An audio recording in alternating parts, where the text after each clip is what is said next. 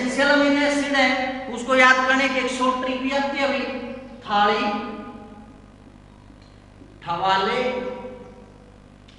MP. Essential elements भी जो है हमारे उनको फर्दर दो तरह से क्लासिफाई किया गया है।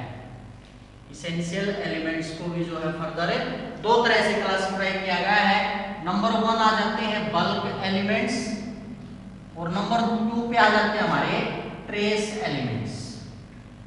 अब bulk hence also called indispensable elements,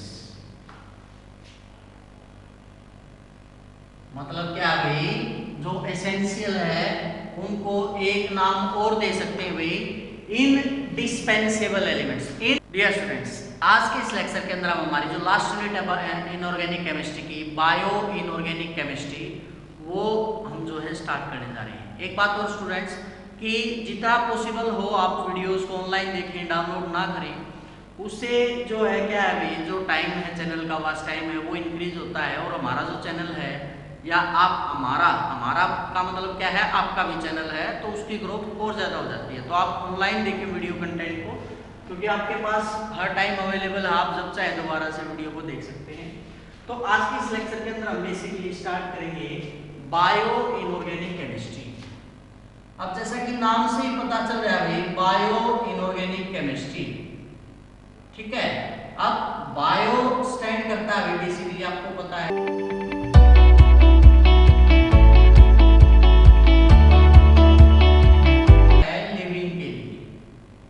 inorganic stand करता है भाई नॉन लिविंग के लिए। और केमिस्ट्री क्या होती है भाई, जो हमारी स्टडी करती है केमिकल्स को एंड उनके यूजेस को। तो बेसिकली आप यहां से देख सकते हैं भाई, हमारे पास बायो इनऑर्गेनिक की जो डेफिनेशन है एक प्रकार से निकल के आ जाती है। अब बेसिकली बायो जो वर्ड है मैंने बताया भाई, वो आपको सजेस्ट करता है किसके बारे में, लिविंग के बारे में। इनऑर्गेनिक वर्ड आपको सजेस्ट करता है नॉन लिविंग के बारे में, और केमिस्ट्रिस्ट आपको सजेस्ट करता है भाई केमिकल्स के बारे में और उनके यूजेस के बारे में। तो बेसिकली बायोइनऑर्गेनिक क्या है भाई, जो लिविंग के अंदर नॉन लिविंग के यूज को स्टडी करती है। मतलब क्या है कि कोई भी जो लिविंग सिस्टम है, लिविंग सिस्टम से माने हमारा क्या भाई कि ऐसा नहीं है कि वो ह्यूमंस के अंदर ही जो है उसके रोल को स्टडी करेगी, नहीं भी, वो कोई भी ऑर्गेनिज्म हो सकता है, वो स्मॉलर से स्मॉलर हो सकता है, वो लार्जर से लार्जर हो सकता है। मीन से वो कोई बैक्टीरिया हो सकता है, वो कोई वायरस हो सकता है, वो कोई फंगी हो सकता है, या फिर लार्जर साइज में आप आते वो कोई एलिफेंट हो सकता है, वो टाइगर हो सकता है, वो हमारा कैमल हो सकता है, ठीक है। तो इस प्रकार से किसी भी लिविंग सिस्टम के अंदर जो नॉन लिविंग है, नॉन लिविंग से माने हमारा यहाँ पे किससे है भाई, मेटल से। नॉन लिविंग से माने हमारा क्या है, मेटल्स से। तो बायोइनऑर्गेनिक बेसिकली क्या होगी भाई हमारी, कि जो मेटल्स हैं या फिर कोई भी एलिमेंट है उसके रोल को स्टडी करती है किसके अंदर, एक लिविंग सिस्टम के अंदर, उसको हमारा क्या बोला जाता है, बायो इनऑर्गेनिक केमिस्ट्री। अब आपको भाई मैं बायोमोलिक्यूल जो चैप्टर है उसका जो एक पार्ट आया था आपके पिछले सेमेस्टर के अंदर, कार्बोहाइड्रेट, ठीक है, मैं आपको जो है वहां पर कार्बोहाइड्रेट आपको कंप्लीट एक्सप्लेन कर चुका हूं, हमारी कंप्लीट हो गई थी ये जो सेक्शन था। तो बायोमोलिक्यूल की वहां पर मैंने आपको डेफिनेशन बताई थी। बायो का मतलब क्या है, लिविंग मोलिक्यूल। लिविंग मोलिक्यूल माने क्या है कि वहां पर भी हम ये बात पढ़ते थे बायोमोलिक्यूल के अंदर कि वो नॉन लिविंग सब्सटेंस जो मिल करके किसका निर्माण करते थे, लिविंग ऑर्गेनिज्म का, उनको क्या बोलते थे हमें, बायोमोलिक्यूल। मतलब बेसिकली बायोमोलिक्यूल की डेफिनेशन मैंने आपको क्या लिखवाई थी, these are the lifeless molecule, कि ये ऐसे मोलिक्यूल है जिसके अंदर कोई लाइफ नहीं है, कोई जिंदगी नहीं है, but which when combined together, लेकिन जब जो किसी ऑर्गेनिज्म के अंदर एक साथ मिल जाते हैं, क्रिएट्स ए लिविंग ऑर्गेनिज्म, वो मिल करके एक लिविंग का निर्माण करते हैं, उसको हमने क्या बोला था, बेसिकली बायोमोलिक्यूल बोला था। तो यहाँ पर बायोऑर्गेनिक मैंने क्या बताया भाई, जो मेटल्स के रोल को स्टडी करते हैं, उनके यूज को स्टडी करते हैं, किसके अंदर, लिविंग के अंदर, कि भाई इसका ये काम है, ये इसका काम है। तो इस प्रकार से जो स्टडी करता है वो हमारा क्या कहलाता है, बायो इनऑर्गेनिक केमिस्ट्री। आज के दिन जो बायो इनऑर्गेनिक केमिस्ट्री है ये एक बहुत ही इंपॉर्टेंट सेक्शन बन चुका है, क्योंकि इसके द्वारा हम किसी भी मॉलिक्यूल का स्ट्रक्चरल इल्यूसिडेशन है। जो स्ट्रक्चरल इल्यूसिडेशन मींस क्या है कि जैसे सपोज करो मैंने प्लांट के अंदर से कोई केमिकल एक्सट्रैक्ट कर लिया, अब वो किस से मिलके बना है, उसके अंदर कार्बन है, हाइड्रोजन है, नाइट्रोजन है, फास्फोरस है, सल्फर है, पोटासियम है, कैल्शियम है, सोडियम है, कौन सा एलिमेंट प्रेजेंट है, क्या उसकी स्ट्रक्चर है, उसका पता करना, उसको आइडेंटिफाई करना, वो क्या कहलाता है, हमारा स्ट्रक्चरल इल्यूसिडेशन कहलाता है। तो किसी भी प्रकार का जो स्ट्रक्चरल इल्यूसिडेशन है या उसका रोल क्या है, मतलब वो जो एलिमेंट प्रेजेंट है उनके अंदर उसका रोल क्या है, अगर वो एलिमेंट्स प्रेजेंट ना हो उसके अंदर तब वो कैसे काम करेगा। तो इन सारी चीजों को लेकर के हमारी जो है बहुत ही इंटरेस्टिंग फील्ड बन गई है बायो इनऑर्गेनिक केमिस्ट्री, ठीक है। और ये कौन कौन से ऐसे एलिमेंट्स हैं जो बहुत जरूरी हैं किसी भी ऑर्गेनिज्म के लिए। केवल ह्यूमंस की बात नहीं कर रहा हूं मैं, ये किसी भी ऑर्गेनिज्म के अंदर हो सकते हैं, किसी भी प्लांट के अंदर हो सकते हैं। मतलब हम बात करेंगे किसी भी एक लिविंग सिस्टम की, वो चाहे फंगी है, चाहे वो बैक्टीरिया है, चाहे कोई भी है, तो हर एक के अंदर इनका स्पेसिफिक क्या रोल है वो हमारा कौन स्टडी करती है, बायो इनऑर्गेनिक केमिस्ट्री।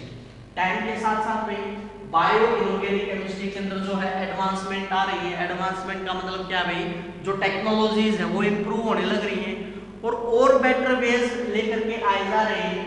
अगर मान लिया कोई भी रिसर्च है, कोई भी स्कॉलर है भाई, अगर वो किसी भी कंपाउंड के ऊपर काम कर रहा है और उसको स्ट्रक्चरल एनालाइज करना है, उसके अंदर कितने परसेंट कार्बन है, कितने परसेंट नाइट्रोजन है, किन किन एलिमेंट से वो मिलके बना है, तो ये सारी चीजें में जो है हमारी हेल्प करती है कौन है, बायो इनऑर्गेनिक केमिस्ट्री। क्लियर। तो सबसे पहले हम डेफिनेशन लिखेंगे बायो इनऑर्गेनिक केमिस्ट्री की। क्या डेफिनेशन होगी, it is the branch of science, it is the branch of science which involves importance of inorganic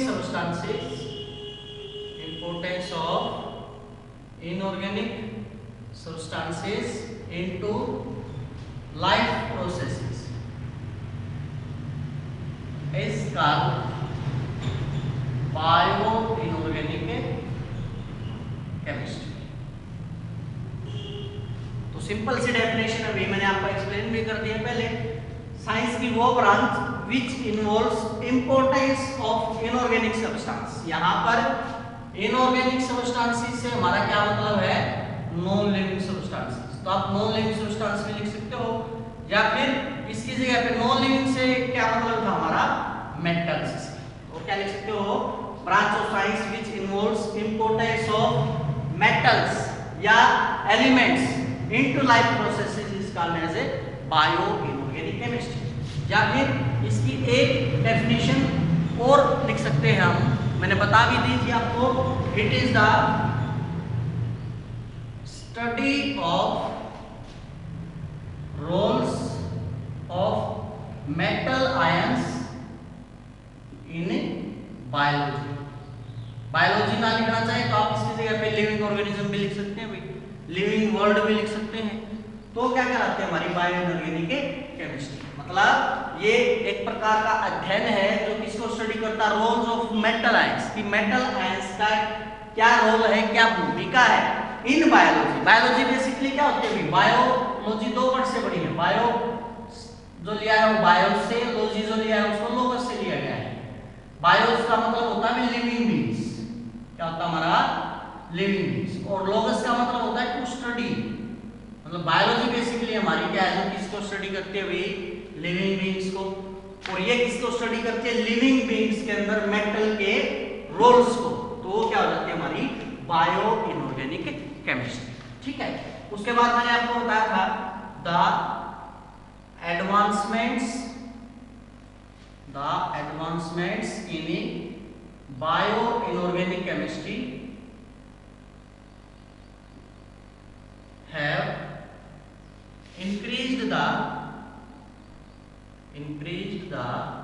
criteria for understanding, criteria for understanding. अब किस किस को अच्छे से अंडरस्टैंड करने में जो है ये हमें यूजफुल है।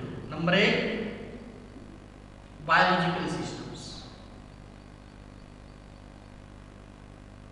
Second also helps in the determination of structure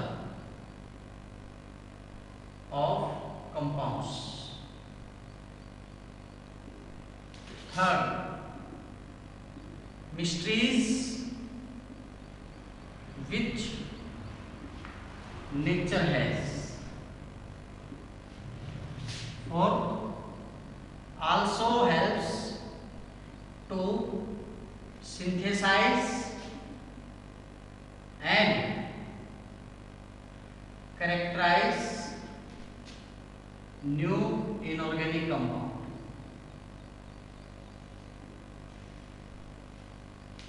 Which resembles with the molecules which formed in a living system. तो ये हमारी एडवांसमेंट अभी बायो इनऑर्गेनिक केमिस्ट्री की। बायो इनऑर्गेनिक केमिस्ट्री जो है बेसिकली हमारा किस किस क्राइटेरिया को बढ़ा दिया है और उसको अच्छे से अंडरस्टैंड करने में, उसको समझने में जो है हमारी मदद करती है। सबसे पहले किसी भी बायोलॉजिकल सिस्टम को जो है समझने में ये हमारी बहुत ज्यादा हेल्प करती है। दूसरा, उस सिस्टम के अंदर जो स्ट्रक्चर है उस कंपाउंड की, उसकी डिटर्मिनेशन में हेल्प करती है। मिस्ट्रीज विच नेचर है, मिस्ट्री से यहाँ पे क्या मतलब है भाई, रहस्य, कि भाई आपको पता है प्रकृति में जो है अलग अलग प्रकार के जो है कंपाउंड्स हैं, अलग अलग प्रकार के उनके अंदर एलिमेंट्स प्रेजेंट है, अलग अलग प्रकार के उनकी स्ट्रक्चर है और अलग अलग जो उनके कॉन्स्टिट्यूएंट पार्टिकल्स हैं। तो वो हमारे लिए पहले एक मिस्ट्री थी, ठीक है, कि कौन सा एलिमेंट इसके अंदर, जैसे आप क्लोरोफिल ले लो, होमोग्लोबिन ले लो, मायोग्लोबिन ले लो, उनकी स्ट्रक्चर क्या है। अब वैसे तो अगर हम जैसे हिमालय मेरे यहाँ चोट लगी और ब्लड निकल रहा है, ठीक है, तो उस ब्लड के अंदर कौन कौन से कॉन्स्टिट्यूएंट्स हैं वो हमें नहीं पता था, वो हमारे लिए क्या थी, मिस्ट्री थी, एक रहस्य था। तो इन सब को जो अनफोल्ड करती है उसको हम बेसिकली बायोइनऑर्गेनिक बोलते हैं। तो किस में मदद करती है, मिस्ट्रीज को सॉल्व करने में जो नेचर के अंदर प्रेजेंट है। और last, also help to synthesize, मतलब किसी भी एलिमेंट को बनाने में, एंड कैरेक्टराइज, या उसको कैरेक्टराइज करने में, उसके गुणों का पता लगाने में, कोई भी जो न्यू इनऑर्गेनिक कंपाउंड है, और ये भी पता लगाती है जो रिजेंबल करता है with molecules which formed in a living system, कि वो किस मॉलिक्यूल से रिजेंबल कर रहा है, मतलब उसके कैरेक्टर किससे मिल रहे हैं। मान लिया कोई ऐसा कंपाउंड डिस्कवर हो जाए जो पहले किसी ने नहीं डिस्कवर किया, अब उसके कुछ कैरेक्टर्स तो हमें ऐसे मिलेंगे जो नए हैं, कुछ ऐसे मिलेंगे जो पहले से डिस्कवर्ड एलिमेंट के साथ रिजेंबल कर रहे होंगे, ठीक है। तो बेसिकली बायोइनऑर्गेनिक क्या करती है, एक तो जो उसको बनाती है और कैरेक्टराइज करती है किसी भी नए इनऑर्गेनिक कंपाउंड को, और फिर वो किससे रिजेंबल करता है, उसके कैरेक्टर किससे मिल रहे हैं, उसमें भी ये हमारी क्या करती है, हेल्प करती है, ठीक है। तो इसके बेसिस पर ये पाया गया भाई कुछ कंपाउंड्स तो ऐसे हैं जो लिविंग सिस्टम के लिए हमारे बहुत ज्यादा जरूरी हैं, और कुछ कंपाउंड्स ऐसे हैं जो अगर ना प्रेजेंट हो तो भी जो है लिविंग सिस्टम के ऊपर इतना ज्यादा फर्क नहीं पड़ता है, ठीक है। तो इसलिए जो थे भाई, जो एलिमेंट्स थे उनको फिर कैटेगराइज कर दिया गया। एक वो एलिमेंट्स रख दिए गए जो किसी भी लिविंग सिस्टम के लिए बहुत जरूरी थे, और एक वो एलिमेंट्स रख दिए गए कि जो जरूरी तो है लेकिन इतने भी ज्यादा जरूरी नहीं है कि अगर वो नहीं होंगे तो कोई जो हमारा बॉडी का फंक्शन है वो अच्छे से काम नहीं करेगा, या फिर बॉडी के जो कोई भी ऑर्गन है वो अफेक्ट उससे होगा, या फिर बहुत ही ज्यादा कोई सीरियस डिसऑर्डर हो जाता है। ठीक है, तो यहां पर हम लिखेंगे essential and trace elements in biological system. क्या था ये हमारा essential and trace elements in biological system. पहले आप इस बात को समझिए।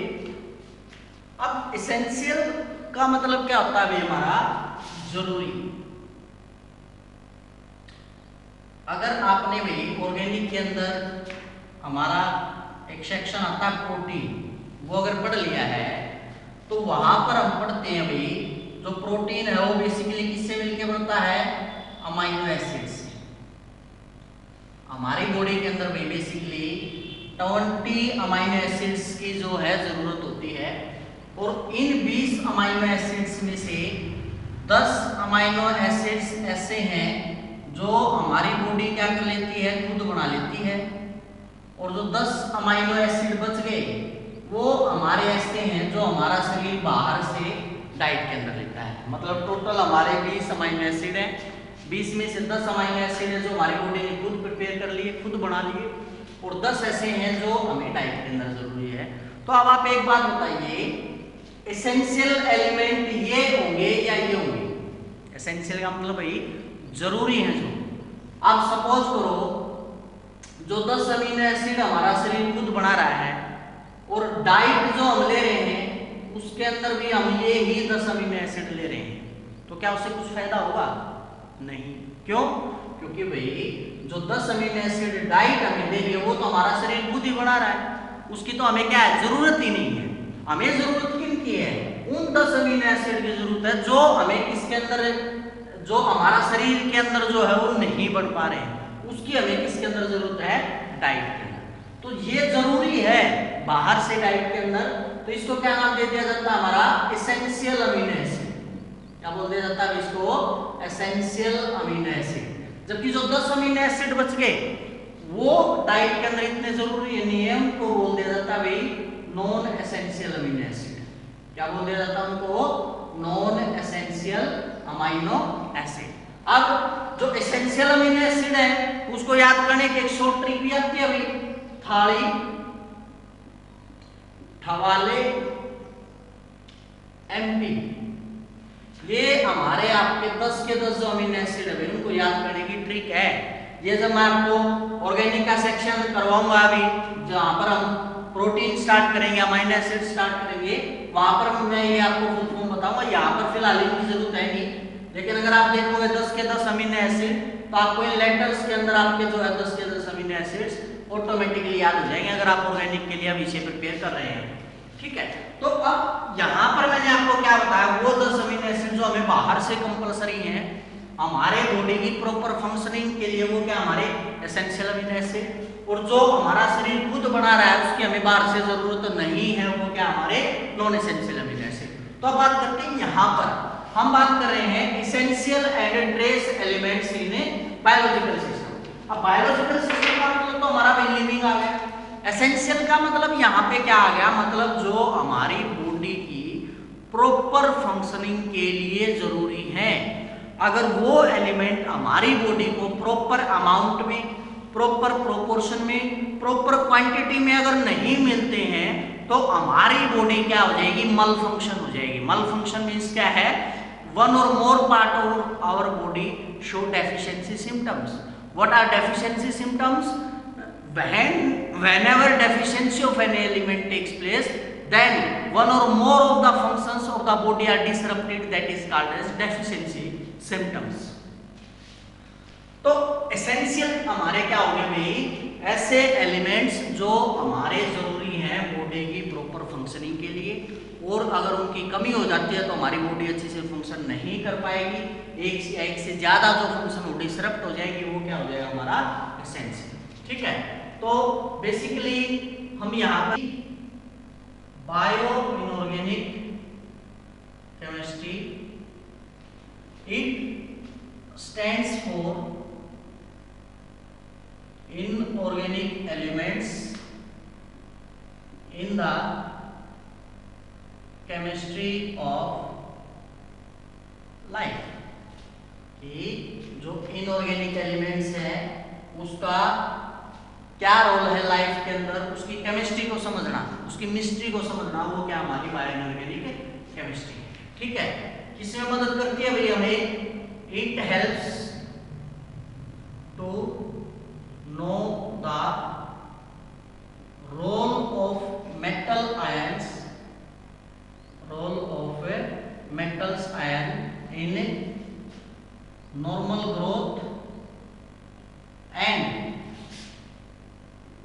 growth and functioning of biological system। जो बायो इनऑर्गेनिक है वो हमें किसके अंदर मदद करती है?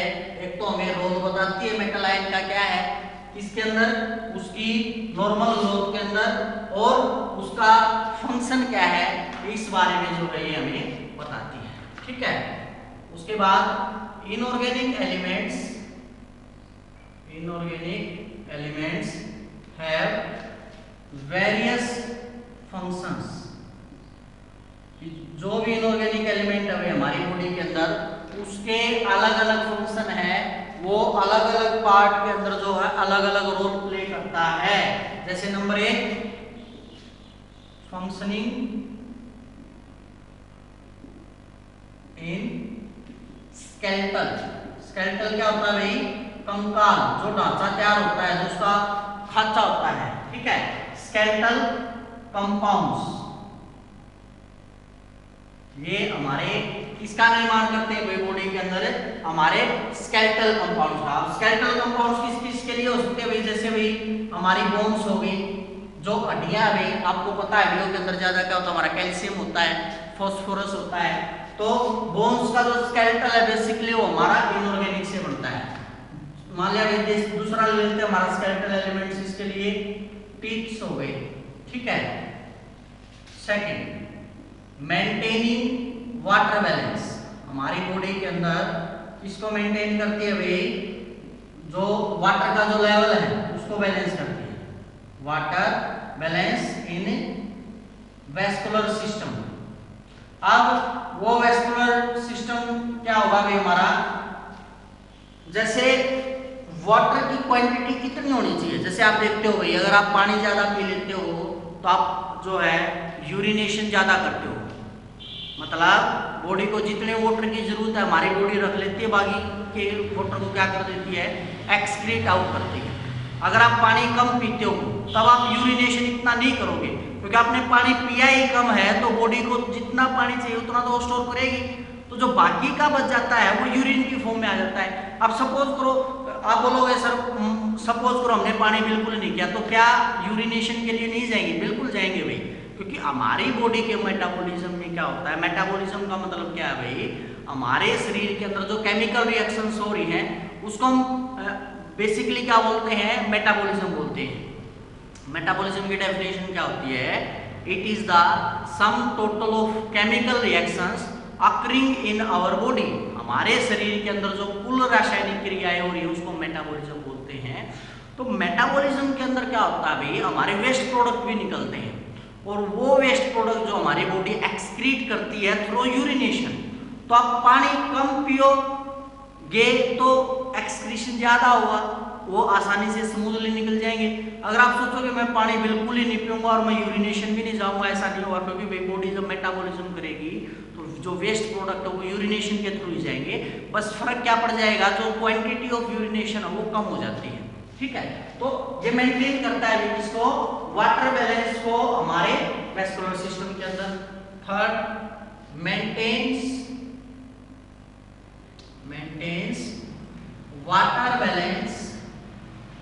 Water balance in tissues. Tissues क्या होते हैं हमारे? ऊतक। सेल से मिलके क्या बनते हैं हमारे? टिश्यू बनते हैं। ठीक है, fourth in prosthetic groups like enzyme system. और किसके अंदर भी जो हमारा एंजाइम सिस्टम होता है उसके अंदर भी जो है हमारे ये अलग अलग फंक्शंस को पता लगाता है कि किस एंजाइम का जो है क्या काम है, कौन सा एंजाइम कौन सी एक्टिविटी को कंट्रोल करता है। ठीक है, और क्या है इसके अंदर हेल्प करता है ये, और हेल्प करता है it helps to calculate relative abundance. Abundance का मतलब क्या होता है भाई, मात्रा। Relative abundance of elements in human body, कि मानव शरीर के अंदर उसके अबंडेंस कितनी है, कोमा अर्थ क्रस्ट जो हमारी पृथ्वी की जो ऊपरी परत है भाई उसके अंदर उन एलिमेंट्स की कंपोजिशन क्या है, सी वाटर ETC। तो और किसी में मदद करता है भाई, ये हमारे रिलेटिव अबंडेंस को कैलकुलेट करने में मदद करता है। वो रिलेटिव अबंडेंस जो ले सकते हैं हम ह्यूमन बॉडी के अंदर कितनी है, अर्थ क्रस्ट के अंदर कितनी है, और सी वाटर के अंदर कितनी है। अब हम कुछ एलिमेंट्स की कंसंट्रेशन पढ़ेंगे भाई और उनका कंपैरिजन करेंगे कि बेसिकली ह्यूमन बॉडी के अंदर उनकी परसेंटेज अबंडेंस क्या है, अर्थ क्रस्ट के अंदर उनके परसेंटेज अबंडेंस क्या है, और जो हमारा सी वाटर है उसके अंदर उनकी परसेंटेज अबंडेंस क्या है। और फिर उनकी परसेंटेज अबंडेंस को हम कंपेयर करेंगे भाई कि बेसिकली किसके अंदर परसेंटेज अबंडेंस ज्यादा और किसके अंदर परसेंटेज अबंडेंस कम है, और फिर उसके बेसिस पर हम क्लासिफाई करेंगे एसेंशियलिटी को। ठीक है, तो सबसे पहले हम लिख लेते हैं percentage of abundance in human body, फिर percentage abundance in earth crust, फिर percentage abundance in sea water. ये जो है अब बुक के अंदर जो पूरी टेबल दे रखी है भाई वो पूरी टेबल आपको याद करने की जरूरत नहीं है। कुछ एक एलिमेंट्स ऐसे हैं जिनकी परसेंटेज अबंडेंस जो हमें वैसे भी पता होते हुए कि कार्बन कितने परसेंट है एटमॉस्फेयर के अंदर, ऑक्सीजन कितने परसेंट है, तो वो कुछ इसेंशियल या जो इम्पोर्टेंट है जिनका क्राइटेरिया याद रखना, बस हम वही करेंगे। पूरी टेबल जो है आपको याद करने की जरूरत नहीं है। इस साइड में लिख लेता हूँ एलिमेंट कि वे जिस एलिमेंट की हम परसेंटेज अबंडेंस देखेंगे इनके अंदर वो एलिमेंट हमने क्या लिया है। तो सबसे पहला एलिमेंट मैं यहाँ पर ले लेता हूँ भाई हाइड्रोजन। क्या ले लेते हैं, हाइड्रोजन। तो हाइड्रोजन की जो परसेंटेज अबंडेंस है भाई ह्यूमन बॉडी के अंदर वो हमारी लगभग कितनी होती है, 63% होती है। ठीक है, हाइड्रोजन के बाद मैं ले लेता हूँ ऑक्सीजन। जो ऑक्सीजन की परसेंटेज अबंडेंस है वो हमारी ह्यूमन बॉडी के अंदर होती है लगभग 25.5%। ठीक है, उसके बाद कार्बन कंटेंट भी हमारी बॉडी के अंदर होता है ऑलमोस्ट 9.5%। कितना होता है आपका, 9.5%। उसके बाद कैल्शियम, जो कैल्शियम लेवल है भाई ह्यूमन बॉडी के अंदर वो हमारा होता है ऑलमोस्ट 0.31%। कितना है, 0.31%। पोटासियम जो होता है भाई वो होता हमारा 0.06%।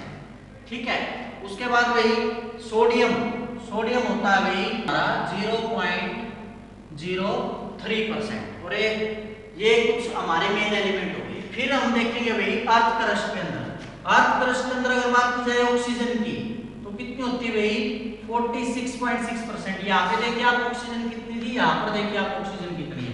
उसके बाद कार्बन होता है 0.20। इसके बाद कैल्शियम कितना होता है भाई, लगभग 3.6%। उसके बाद पोटासियम होता है भाई 2.6% और सोडियम होता है भाई हमारा 2.8%। ये हमारी परसेंटेज अबंडेंस किसके अंदर आ गई, अर्थ क्रस्ट के अंदर। फिर आ जाइए सी वाटर के अंदर। सी वाटर के अंदर हाइड्रोजन कितने परसेंट होती है भाई, 66%। उसके बाद आ जाइए आप ऑक्सीजन पे। ऑक्सीजन होती है भाई हमारे लगभग 33%। कार्बन कंटेंट पे आ जाइए आप 0.0014%। यहाँ पे देखिए कार्बन कंटेंट कितना था, 9.5%। अर्थ क्रस्ट के अंदर कितना है, 0.20%। और यहाँ पर कितना हमारा 0.0014%। उसके बाद कैल्शियम क्या चाहिए आप, कैल्शियम कितना लगभग 0.006%, ठीक है। पोटासियम भी लगभग सेम है 0.006% और सोडियम है भाई हमारा लगभग 0.28%। अगर आप देखोगे परसेंटेज अबंडेंस से तो ह्यूमन बॉडी और अर्थ क्रस्ट की जो परसेंटेज अबंडेंस है वो काफी डिफर कर रही है। जैसे भाई मान लिया कैल्शियम की बात करें 0.31% है, यहाँ पर कैल्शियम 3.6% है। पोटासियम 0.06% है, यहाँ पर देखिए कितनी ज्यादा क्वांटिटी होगी 2.6% है। सोडियम की कितनी होगी 0.03%, जबकि यहाँ पे सोडियम 2.8% है। फिर आप कंपेयर कीजिए ह्यूमन बॉडी और सी वाटर को, हाइड्रोजन 63% है, हाइड्रोजन 66% है, ऑलमोस्ट सेम है। ऑक्सीजन 25.5 है, ऑक्सीजन 33% है। कार्बन 9.5 है, कार्बन का काफी डिफरेंस है, बस यहाँ पे कार्बन कंटेंट इसमें 0.0014 है। फिर आप कैल्शियम की बात करें 0.31 है, 0.006 है। पोटासियम 0.06 है, 0.006 है।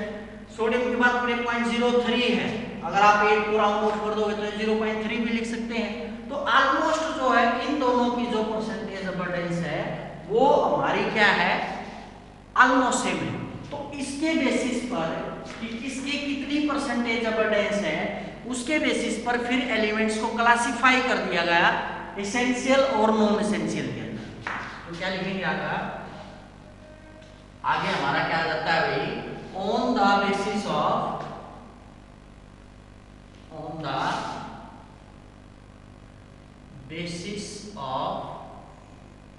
abundance of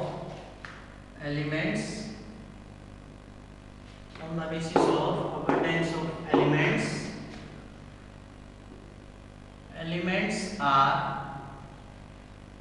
categorized into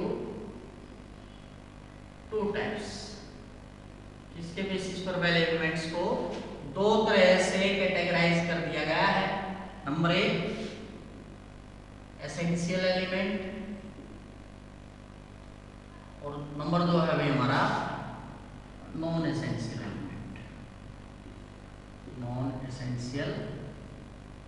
element. आज हम बात करेंगे एसेंशियल एलिमेंट की।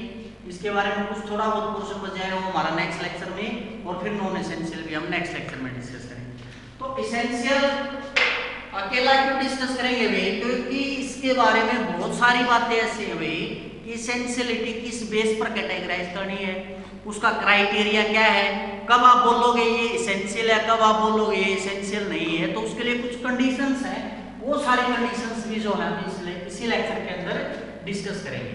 सबसे पहले तो एसेंशियल एलिमेंट की आप डेफिनेशन लिख लीजिए। वैसे तो मैं बता भी चुका हूँ कि वो जो हमारे जरूरी है किसी भी प्लांट या एनिमल के लिए, किसी भी ऑर्गेनिज्म के लिए, ताकि वो अपनी लाइफ को मेंटेन कर सके। तो क्या लिखेंगे, these are the elements which are required for maintenance of life of plants and animals। तो किसके लिए जरूरी है भाई, लाइफ की मेंटेनेंस के लिए जरूरी है। दूसरी बात मैंने आपको बताया था एसेंशियल जो एलिमेंट्स उसी को बोलेंगे भाई, अगर उसकी एब्सेंस हो जाए तो कोई ना कोई बॉडी के अंदर डिसऑर्डर आ जाएगा और उस एलिमेंट की जरूरत को हम किसी दूसरे एलिमेंट के द्वारा रिप्लेस नहीं कर सकते हैं।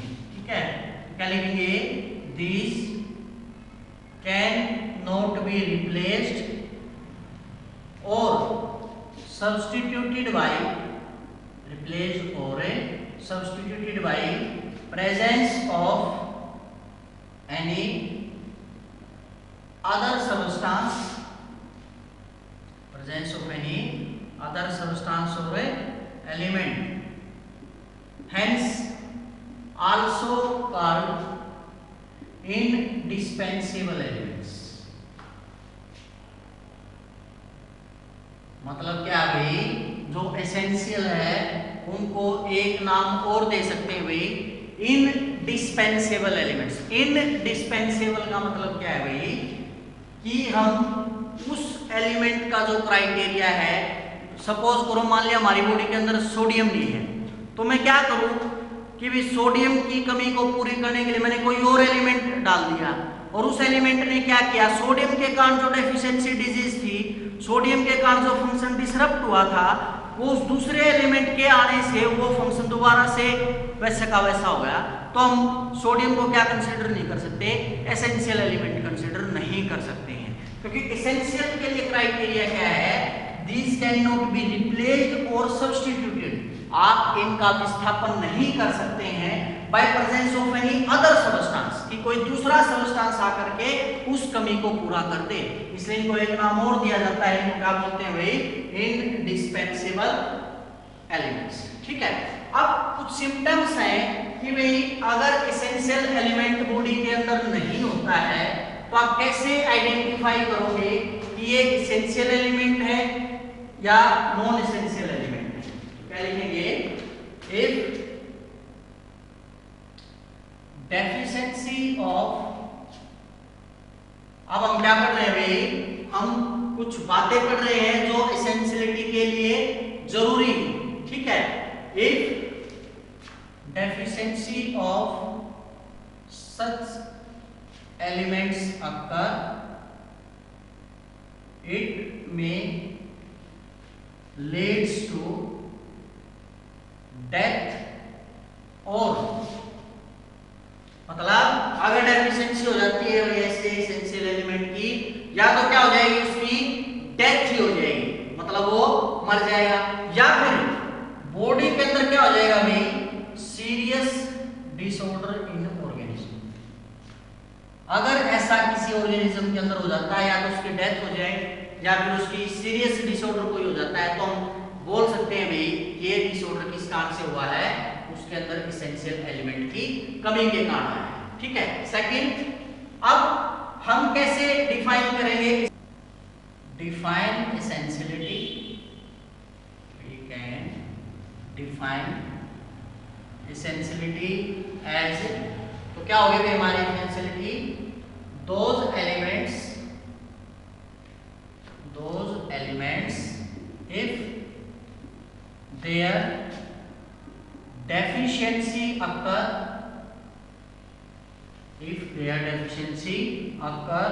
then functioning disturb। मतलब वो एलिमेंट अगर उनकी कमी हो जाती है तो जो बॉडी के काम करने की क्षमता है वो क्या हो जाएगी, डिस्टर्ब हो जाएगी। एंड वहन या इफ डेफिशिएंसी इज ओवरकम, लेकिन अगर हम क्या कर दें भाई, उस डेफिशिएंसी को दोबारा से क्या कर दें, पूरा कर दें, मतलब जो डेफिशिएंसी हुई थी अगर उस डेफिशिएंसी को क्या कर दें, दोबारा से ओवरकम कर दें, रिलीव्स द इम्पेयर्ड फंक्शन, जो फंक्शन डिस्टर्ब हुआ था वो दोबारा से क्या हो जाएगा भाई, उसको रिलीव कर देगा एक प्रकार से। ठीक है, और क्या नहीं होने देगा, प्रिवेंट इम्पेयरमेंट। तो इसके बेसिस पर आप क्या किसको डिफाइन कर सकते हो, एसेंशियलिटी। अब हम पढ़ेंगे क्राइटेरिया क्या है एसेंशियल एलिमेंट के लिए, कि किस क्राइटेरिया को यूज किया जाता है कि जिसके बेसिस पर हम बोले कि हाँ ये एसेंशियल है और ये नॉन एसेंशियल है। तो हम क्या लिखेंगे, क्राइटेरिया फॉर एसेंशियल एलिमेंट्स। वैसे तो मैंने आपको मोस्टली क्राइटेरिया बता दिए हैं, लेकिन अगर एग्जाम में क्राइटेरिया पूछ लिया जाता है तो आपको उसको कैसे डिफाइन करना है, कैसे लिखना है, वो मैं आपको बता रहा हूं। ठीक है, number 1, comparable concentration of element, comparable concentration of element is present in tissue. वो जो एलिमेंट है भाई पर्टिकुलर टिश्यू के अंदर जो है क्या होनी चाहिए, पर्टिकुलर या कंपेरेबल कंसंट्रेशन के अंदर प्रेजेंट होना चाहिए, उतनी कंसंट्रेशन उसकी जरूरी है। ठीक है, सेकंड, सपोज करो उस एलिमेंट को हम उस टिश्यू के अंदर से क्या कर ले, विड्रॉल कर ले, ठीक है, क्या लिखेंगे, वहन एलिमेंट इज विड्रॉल। विड्रॉल का मतलब क्या है, उसको अगर निकाल लिया जाए, when element is a withdrawal from diet abnormality occur, कि अगर उस एलिमेंट को डाइट के अंदर से निकाल लिया जाए, डाइट में अगर वो एलिमेंट ना दिया जाए तो हमारी क्या हो जाएगी, एबनॉर्मेलिटी हो जाएगी, या फिर लिख सकते हैं एबनॉर्मेलिटी अपीयर्स। उसके अंदर साफ साफ हम देख सकते हैं कोई ना कोई डिसऑर्डर आ गया है। Third, when element is added, अगर हम उस एलिमेंट को दोबारा से क्या करते हैं भाई, एडिड करते हैं, डेफिशिएंसी इज ए रिलीव, वो डेफिशिएंसी दूर हो जाएगी, या फिर क्या बोल सकते हैं, डेफिशिएंसी इज ए प्रिवेंटेड, वो अपने आप हो जाएगी अगर हम उस एलिमेंट को दोबारा से क्या करते हैं, डाइट के अंदर ऐड करते हैं। Fourth, certain biochemical change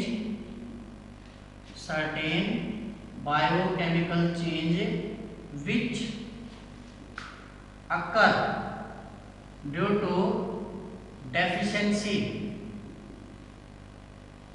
can be prevented when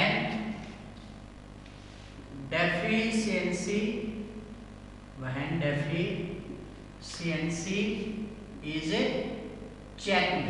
checked का मतलब यहाँ पे क्या लिख सकते हैं भैया, हमने स्टॉप्ड भी लिख सकते हैं। क्या बोल रहा है कि जो सर्टेन बायोकेमिकल चेंज हुए थे, किस कारण से, डेफिशिएंसी के कारण से, वो रुक जाएंगे, मतलब दोबारा से वो बायोकेमिकल चेंज हमारे स्टार्ट हो जाएंगे अगर वो जो डेफिशिएंसी हम फर्दर नहीं होने देंगे, उस डेफिशिएंसी को हमें रोक देंगे, ठीक है। उसके बाद fifth, a particular element is involved in specific biochemical function।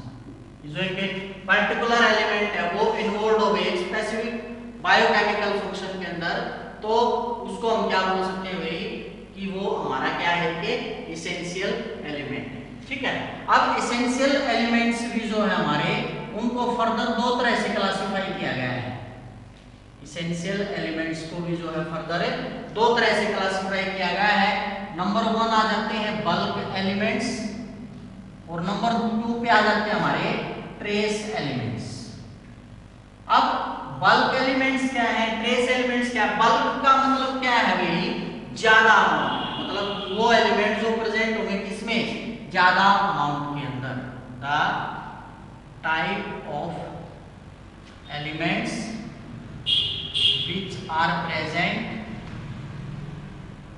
In higher concentration, जो किसके अंदर प्रेजेंट होंगे भाई, हमारे हायर कंसंट्रेशन के अंदर प्रेजेंट होंगे, उसको क्या बोला जाएगा, हमारा बल्क एलिमेंट्स। जबकि ट्रेस क्या होंगे, the type of elements which are found in lower concentration, जो लोअर कंसंट्रेशन में होंगे उनको हमारा क्या बोल दिया जाएगा भाई, हमारे वो क्या है, ट्रेस एलिमेंट्स, ठीक है। तो इस तरह से भाई हम एसेंशियल एलिमेंट्स को भी दो तरह से क्लासिफाई कर सकते हैं। इसे नेक्स्ट लेक्चर के अंदर हम पढ़ेंगे भाई। अब हमने एसेंशियल एलिमेंट की तो बात कर ली, उनके कंसंट्रेशन की बात कर ली, लेकिन अगर क्या हो गई, उस कंसंट्रेशन से ज्यादा अगर बॉडी को वो सप्लाई कर दिए जाए तो उसका बॉडी के ऊपर क्या इफेक्ट पड़ेगा, या जितनी कंसंट्रेशन उनकी डिसाइडेड है उस कंसंट्रेशन से कम अगर रह जाते हैं तो बॉडी के फंक्शंस के ऊपर क्या फर्क पड़ेगा। तो इस प्रकार से ये सारी बातें, और जो ट्रेस एलिमेंट्स हैं कौन कौन से हैं, उनके क्या फंक्शन है, ये सारी बातें पढ़ेंगे हम नेक्स्ट लेक्चर के अंदर। तो आज के लेक्चर के अंदर इतना ही। अगर आपको वीडियोस अच्छी लग रही है तो दूसरे स्टूडेंट्स के साथ भी शेयर करें, और चैनल को सब्सक्राइब नहीं किया है तो कर लें, ताकि आगे आने वाले जो लेक्चर्स की नोटिफिकेशन है वो आपको मिलती रहे। तो आज के लेक्चर में इतना ही।